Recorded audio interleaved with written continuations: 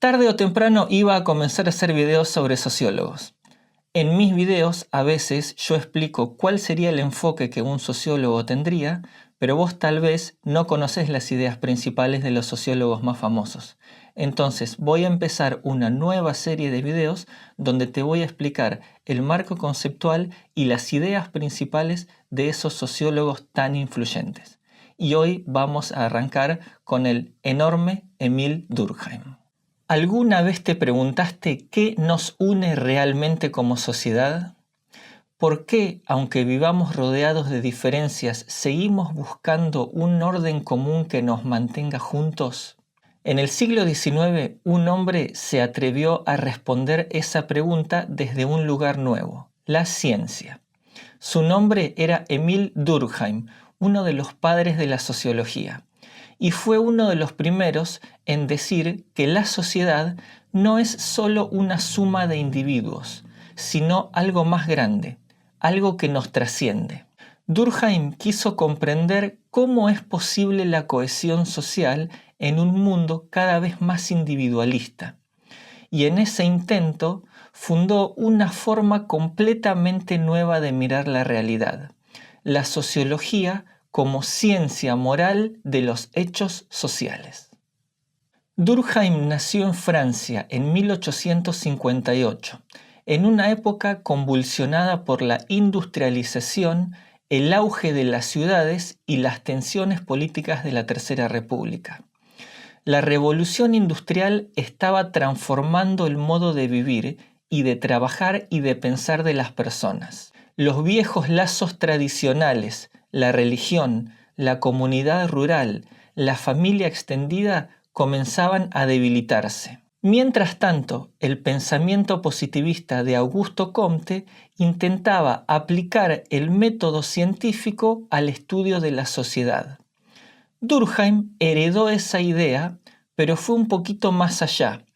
Quiso independizar la sociología de la filosofía y la psicología, otorgándole su propio objeto de estudio. Su obsesión era entender cómo las sociedades mantienen el orden y la estabilidad cuando todo parece fragmentarse. En sus propias palabras, no es la sociedad la que deriva del individuo, sino el individuo quien deriva de la sociedad. Vamos a hablar ahora sobre las ideas principales de Émile Durkheim. Los hechos sociales. Para Durkheim, el primer paso era definir con precisión qué estudia la sociología. Él no quería estudiar los pensamientos individuales ni los sentimientos personales, sino algo más amplio, lo que él llamó los hechos sociales. Un hecho social es toda manera de actuar, pensar o sentir que existe por fuera del individuo, pero que ejerce sobre él una fuerza coercitiva. Esa es la clave. Los hechos sociales se nos imponen. No los inventamos, los encontramos ya ahí, funcionando desde antes de que naciéramos. Las leyes, la religión, el lenguaje, las modas o la educación son ejemplos de hechos sociales. Cuando hablamos español, cuando seguimos una moda o cuando respetamos una norma de tránsito, no lo hacemos porque alguien nos obligue directamente, sino porque sentimos que debemos hacerlo. La sociedad actúa dentro de nosotros moldeando nuestra conducta. Durkheim propone estudiar los hechos sociales como cosas, es decir, con la misma objetividad con la que un científico observa los fenómenos naturales.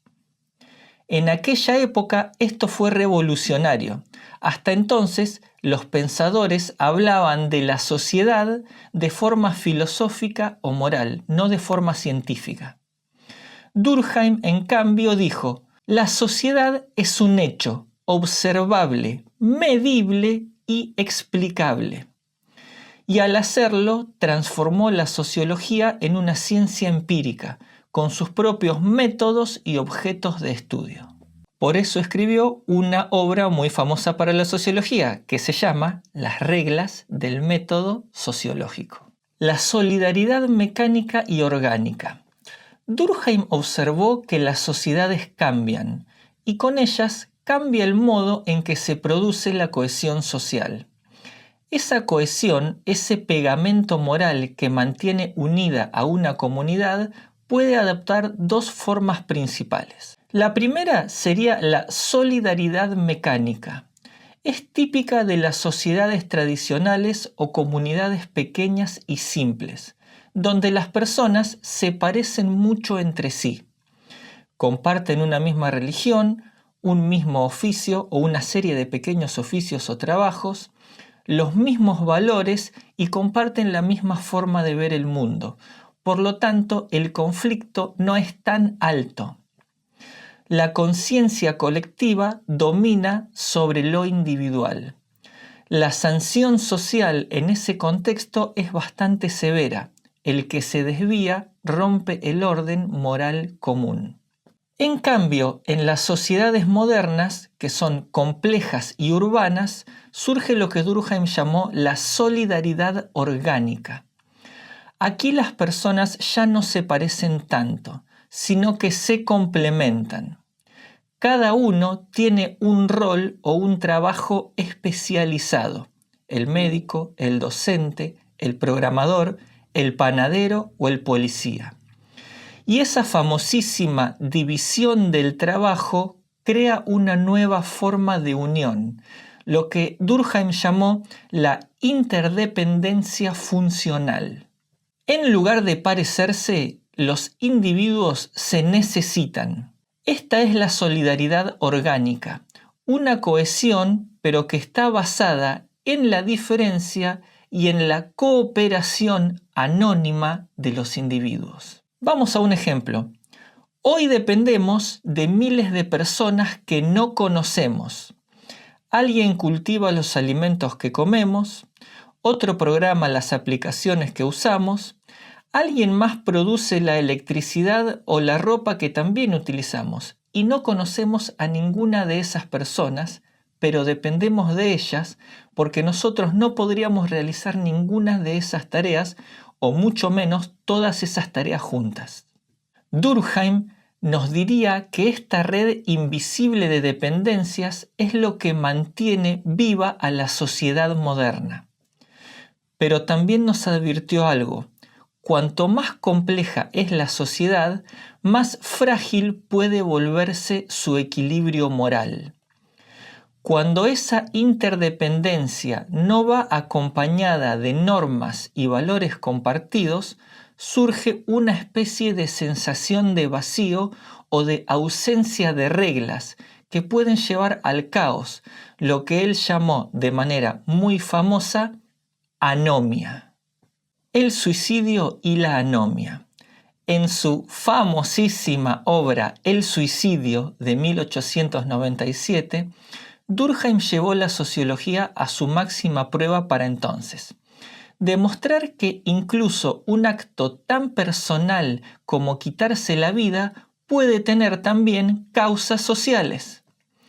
Analizó datos estadísticos de varios países europeos y descubrió que las tasas de suicidio variaban según el grado de integración y regulación social.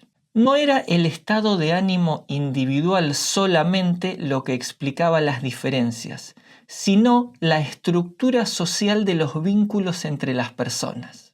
Durkheim identificó para entonces 4 tipos de suicidios. El suicidio egoísta ocurre cuando la persona está poco integrada o aislada del grupo. El suicidio altruista, cuando el individuo está tan absorbido por la comunidad que su vida carece de sentido propio y se sacrifica por el grupo. El suicidio anómico, producto de la desregulación social, cuando las normas pierden fuerza y las personas se sienten desorientadas en la sociedad en que viven. Y por último, el suicidio fatalista, cuando la regulación es tan excesiva sobre una persona que su libertad está anulada. Acá el concepto de anomia es central. describe ese estado en el que la sociedad pierde esa especie de brújula moral que tiene. Cuando las reglas dejan de orientar la acción, los deseos se expanden sin límite y la frustración se multiplica. Durkheim lo vio en su tiempo con la rápida modernización y los cambios económicos abruptos. Nosotros lo vemos hoy en fenómenos como la precariedad laboral, la ansiedad social o la desconexión emocional que existe propia de la era digital en que vivimos. En todos esos casos, lo que falla no es solamente el individuo, sino el tejido social que sostiene a las personas. Crack Durkheim. La educación y moral social. Para Durkheim, la educación no es solo una transmisión de conocimientos, sino el medio por el cual cada generación interioriza los valores que hacen posible que vivamos armoniosamente, al menos un poco, en común. La sociedad, decía Durkheim, no puede existir sin una cierta homogeneidad moral. Y la escuela sería el espacio donde esa homogeneidad se construye. No tanto por una imposición, sino por aprendizaje y práctica, lo cual hoy sería bastante polémico. Educar, entonces, para Durkheim, es formar el sentido del deber, la disciplina, la cooperación y el respeto por las reglas comunes. Esto es muy importante en la sociedad. Educar sería también formar el respeto por las reglas comunes. Por eso consideraba que el maestro cumple una función casi sagrada. Es el transmisor de la moral social. Su pensamiento inspiró los sistemas educativos modernos que combinan ciencia, civismo y moral colectiva. Incluso hoy, cuando discutimos sobre el papel de la educación en un mundo plural y digital, seguimos debatiendo las mismas preguntas que Durkheim formuló hace más de un siglo. ¿Qué valores compartidos necesitamos para convivir en paz? ¿Cómo mantener la cohesión en sociedades que cada vez son más diversas debido a la tecnología sobre todo? Una síntesis invisible, la sociedad como realidad moral. En todas sus obras, Durkheim defendió una idea esencial. La sociedad no es una abstracción ni una simple suma de individuos. Es una realidad moral, hecha de vínculos, creencias y normas que nos trascienden. Esa moral no surge de un poder externo o divino, sino de la experiencia colectiva de vivir todos juntos.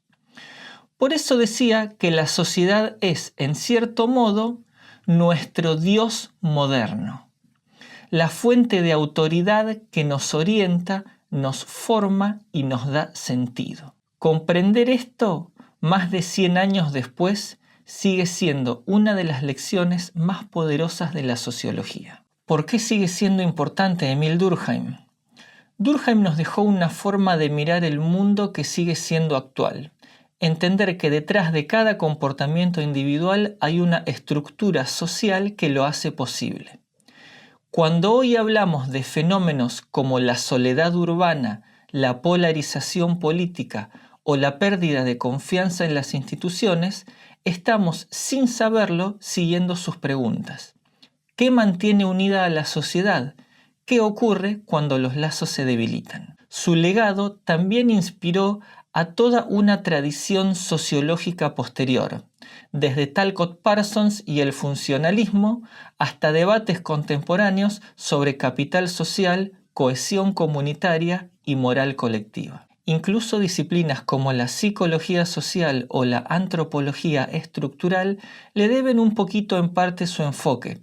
Durkheim nos recuerda que, sin comprender la sociedad, no podemos comprender al individuo.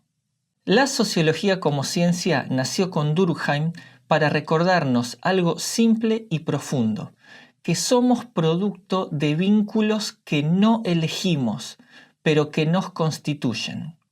Así que la próxima vez que pienses que actúas por decisión propia completamente, pregúntate, ¿cuánto de lo que yo soy viene en realidad de los otros? Si te interesan estas ideas y querés seguir explorando cómo los grandes pensadores explican el mundo en que habitamos, espero que te suscribas a este canal y que actives esta campanita.